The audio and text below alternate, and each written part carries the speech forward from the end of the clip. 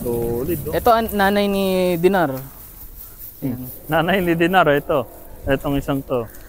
Yung traditional naman na nasa harap niya, buntis na din yun. Mga US imports lahat na nandito.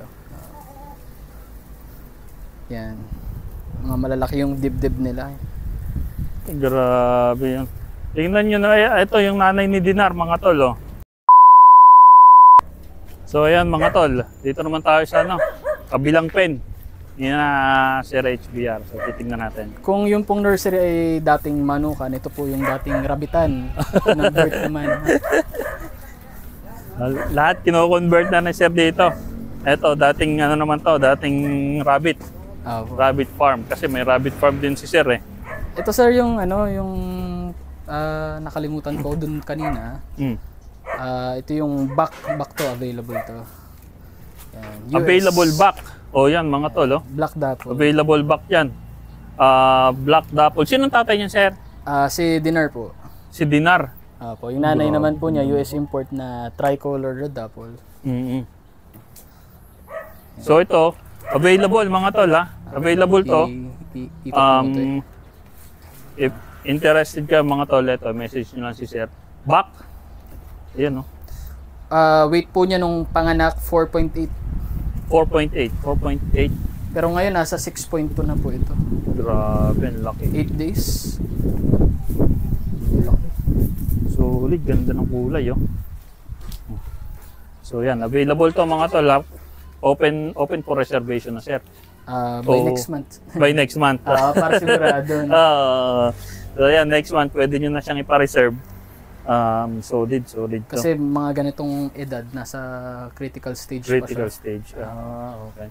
So, pag nabuhay yung kid mo ng 1 to 3 days or 1 to 4 days, medyo most likely buhay na yan. Pero ako, para magpa-reserve, i-1 month ko para sure na sure. 1 month? Okay. So, yan. Ito open to for reservation. Pero, message nyo next month, bata pa kasi. Para sure lang tayo. So, ngayon sir, nasa baba ang mga ito na. Nasa baba na yung tawag dito. Ito na. Si Latte, buntis na. Buntis na yan, Sir. Ang nakakasta dyan, ito na. Si Dinar, si Johnny. Si Dinar. Si Machete ngayon, ginagawa ko munang pang-amoy. Pero nakakasampa na din siya ng ilan. Okay. Pansin nyo, kada ibang lokasyon may isang barako na mga amoy. Para talaga, mag-hit. Yes po. Nasa likod yun yung magaganda si Ice at si Cream. Ito sa likod naman, ito yung mga niya. Lalaki ng mga ito dapple yung mga fully mature na dapple natin eh. Matured na to mga tol, oh. Gaganda, oh. Lalaki. Ko lang. Solid, oh. Ito ang nanay ni Dinar. Nanay ni Dinar, ito. Itong isang to. Yung traditional naman na nasa harap niya, buntis na din yun. Mga US imports lahat na nandito. Yan.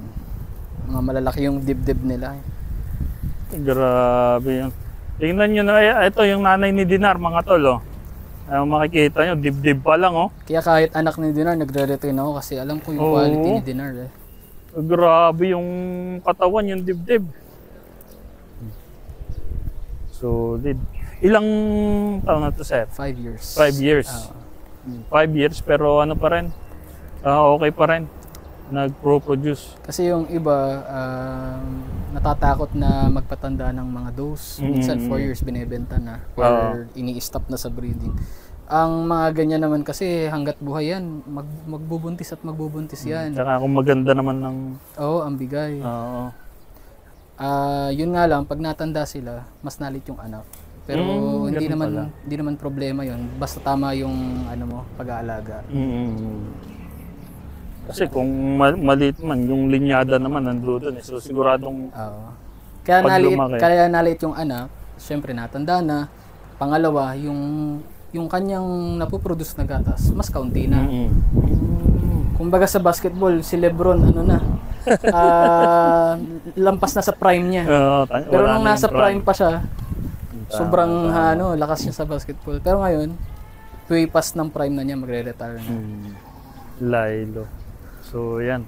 Grabe. Ito yung mga matured. Normal, matured na to, sir, no? Matured dose to. Mga mature na yan. Tapos yun nga, si Machete. Oo, si Machete. Trophy na namin dito yan. Nakakasampa ng pangilan-ngilan kapag Pasundot-sundot na lang siya ngayon.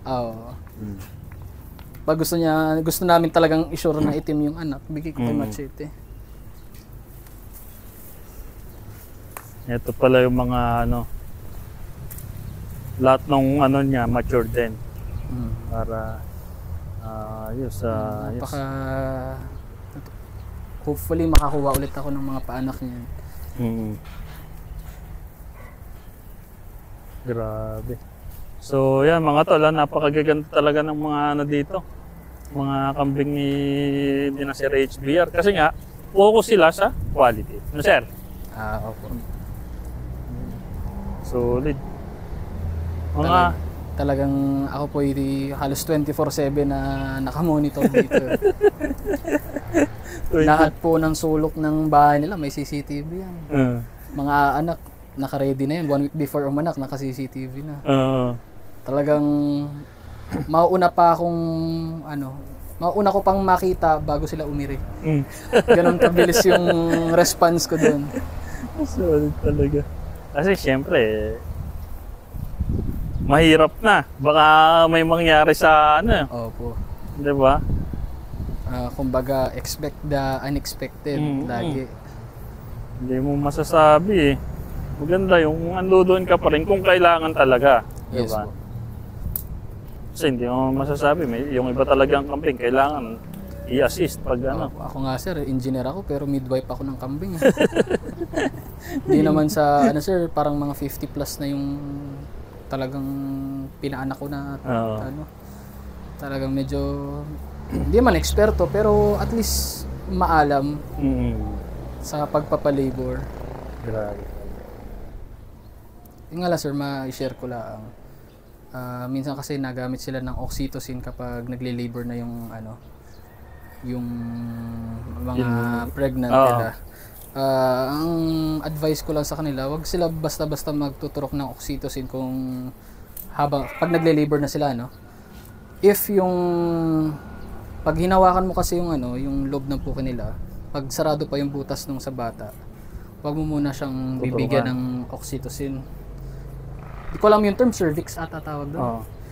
Kapag kasi yun ay sarado pa, di ba may butas doon sa loob nun. Doon lalabas yung bata. Kapag sarado pa yun at tinurukan mo ng oxytocin, imagine nyo sir, pinapahilab mo yung dough, wala pa namang lalabasan.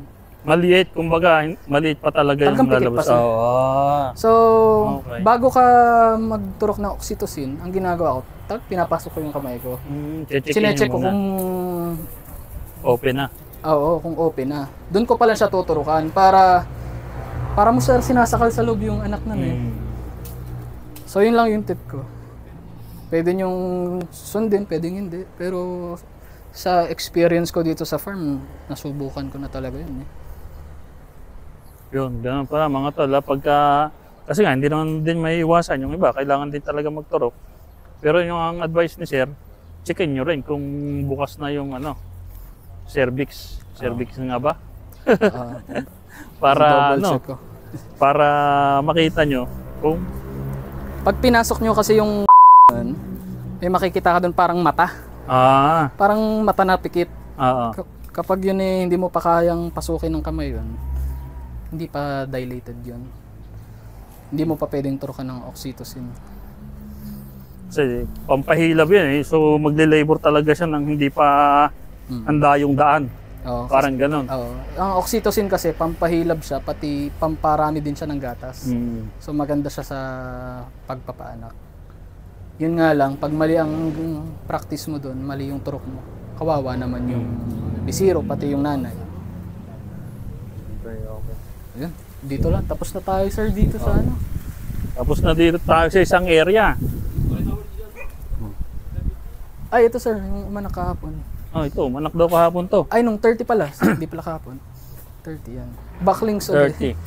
Dalawang backling, sir. Oo. Painted naman siya. Yan. Labas Dalawang backling. US naman sila. Sinong tatay niya, sir? Si Dinar ulit. Si Dinar din. Yan yung next balik niyo dito. Puro hunt na. Hunt at future na. No? Ngayon, panalong-panalo si Dinar. Oo. Kaya ngayon, naiingit na si Dinar eh. Yan. Yun. Ayan, no? Ano pa lang yan? Solid black gold. 4 days? April 4 ngayon, di ba? 4 days pa lang. Oo.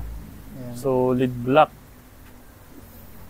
Doling and ano? Backlinks parehas. Backlings parehas. Yeah, po. Backlings. Oh, yan. Yung isa painted.